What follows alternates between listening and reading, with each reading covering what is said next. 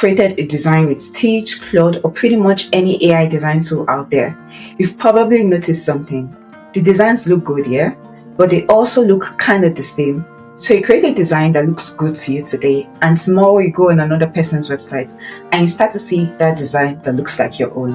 So you start to see similarities. You don't want that, right? Well, Google has come up with a format specification that helps you describe your visual identity to AI agents. And this format specification is what is called design.md. A design.md file is a markdown file that allows you to fix that template look that an AI agent would give you. So let's jump in to see the format of a design.md file. There are only two parts in a design.md file. So the first part is the token specification, as you can see right here.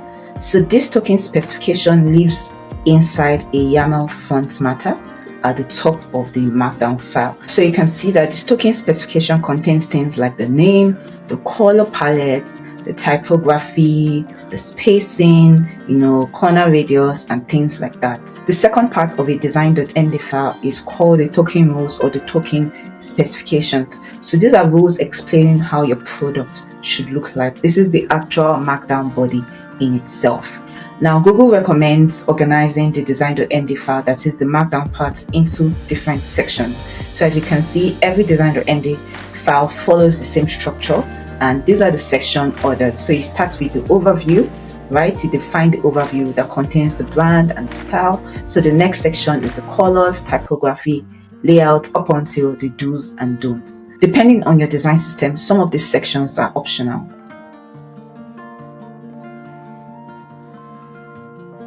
So I need to be clear on this. A design.md file isn't an exact replica of your design system. It's not the complete version of your design system. The design.md file doesn't include existing code libraries or even detailed design specifications from Figma.